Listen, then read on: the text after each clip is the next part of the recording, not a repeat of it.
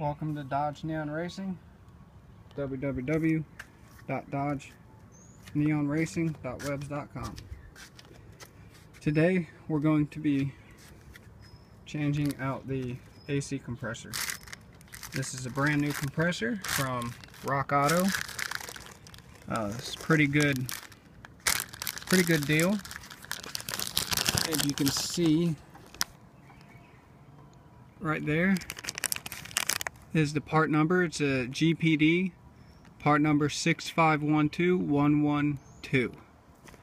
It's the whole compressor. Comes with the wire, clutch, pre-oiled, and comes with the plugs. So that's all good. And if you can see down here, it's the old compressor. I had got this one out of a junkyard. Didn't work. So that's the risk I took. Didn't pay much for it, so I ain't too worried. But in order to access down there, alright, Sweatbee, get away from me. You need to remove your intake manifold. In order to do that, if you still have this cover, this just pulls up. It's held on by two rubber grommets. Then you'll have your fuel line rail. This is your pressure release valve. So you'll unscrew this. If you don't have this cover, just go to a local junkyard, go inside, get it, because see, there's a little gasket inside there that you want to have. Now you'll go ahead and get like a small screwdriver. There's a little needle there that's like on a valve on a bicycle. You'll push that, and that will release the pressure out of the fuel rail. Then you can put your cap back on so you don't lose it. Then over here, your fuel is held on by two clips. Push those in and pull up. Little gas might drip out, but that's normal. But go ahead and kind of like tuck that up out of the way and kind of like stick it up in there. Okay, the next step is you'll have this red clip on your fuel. You'll pull it up, pinch, and pull. And a lot of mine are broken, so they just pop up. That's what happens with age. Plastic gets brittle and it breaks. It doesn't disintegrate, it just gets brittle and break. Now you do not have to remove your fuel rod. Now you're going to have 1, 2, 3, 4, 5 bolts that are all 8mm, and it looks like I've lost one. No, I've lost 2. Okay, they must have stripped out, but that's okay. I have 3 holding in. I'm not having any issues because they're on there pretty good. So I'm going to go ahead and pause the video here, go ahead and get this removed, and then we'll go from there. Oh, and make it easier, pull your oil dipstick tube out. Let's see, holding oil. Had a rear seal leak. I tried bar leaks, didn't work too well. Then I did Blue Devil, and haven't had an issue since. And the car's holding oil. It's not burning any, it's holding it good. I do add oil treatment every 1,000 miles, so 2 times between the 3,000 miles between my oil change, I'll add oil treatment twice. But I'm going to ahead and pause this here and okay, once you get this up out of the way, make it easier, you can disconnect your cables here. This is the transmission cable. Here on the side there's pinholes. You'll just take a screwdriver, push on it, and it pulls up, and you can pop it out of your rivets here. Okay, and as you can see, my throttle body is actually designed for cruise control. I just don't have it. Alright, next, oh, there's the bolt. I guess I didn't lose it. Cool. Okay, next is need to Let's see if I can get it without having to remove any of these radiator hoses. Oh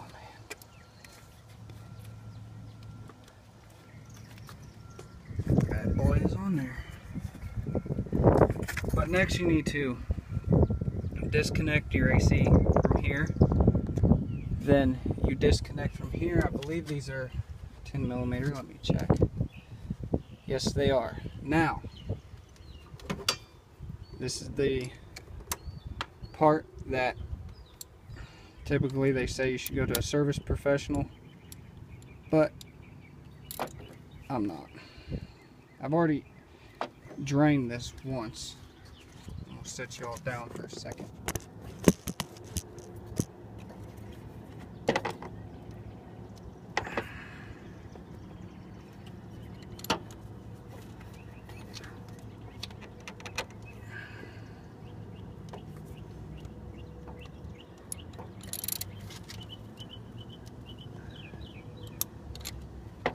Alright, I'm getting an extension here.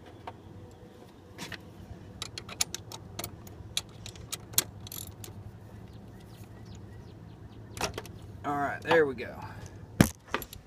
That was on there pretty tight. But what you'll do is you unscrew this. See, I have no pressure, so nothing's coming out. But as soon as you start unscrewing this, you'll hear a tss, and Freon will start coming out, especially if you have Freon in your system. But I don't, so you want to disconnect that. Go ahead and hold that screw. Oh, I'm sorry if the video got upside down for a second. I realized I just picked up my camera upside down. Then you'll want to do this one. Oh, yeah, I put those on a little too tight. Too tight, and over time they'll seize in there and you can actually break the bolt. So, word of advice, just snug it up.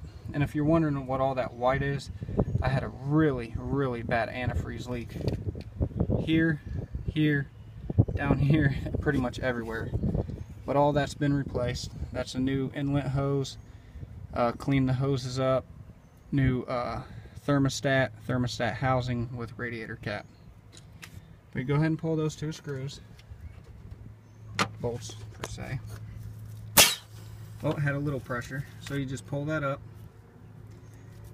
And set her out of the way. Check the O-ring. O-ring looks good. And then you'll do the same on the other one. And you'll check the O-ring on that. O-ring looks good. Set it out the way. Okay.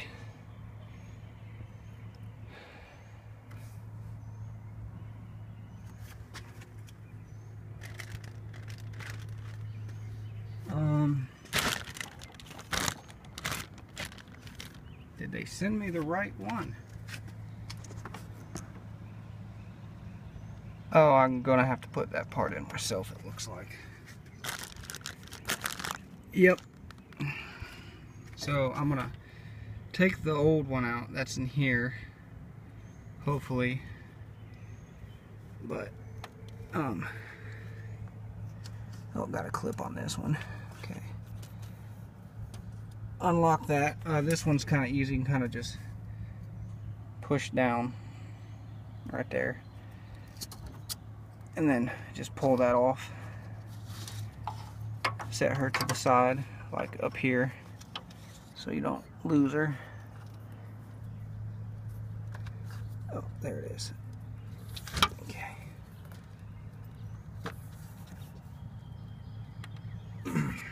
Try it with my other hand.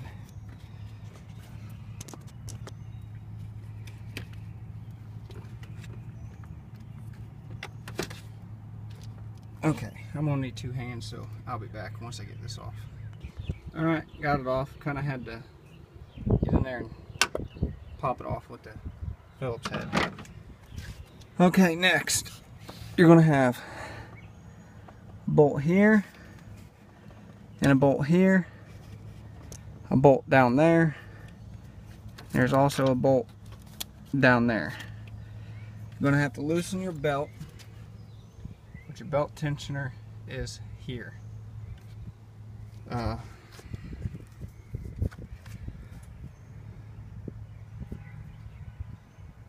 I'm quite honestly thinking of not doing this today, because this is quite a lot of work. But might as well go ahead and do it, because I already have everything pretty much almost apart. So once I have it out, I'll be back. Alright, you are going to want to remove this one here, which is connected right there. That's also a 10mm bolt. 4 bolts you're going to be taking off are 13. Again, there's one here, one below, one there, and then one below. You're going to want to remove your wire out of the way. Alright, next you're going to want to kind of get your radiator out of the way. 2 10mm hold this. Disconnect your fan, and then this upper piece here, you're going to want to remove that, and then put your radiator at an angle like that. You could remove the fluid and just remove the radiator out. I don't want to go through that, because I just spent a couple weeks ago, I was on dealing with this radiator and antifreeze fluid, so I don't even want to go through that hassle. But in order to even get to these 2 bolts, because your lower radiator hose is blocking this one here, and then you can actually move these wires out the way to get to the other one. Alright, I'm going to continue on removing this, and I'll be back. Alright, now to get your belt loose, you can get yourself a big crescent wrench like this, put on there, and pull forward, okay?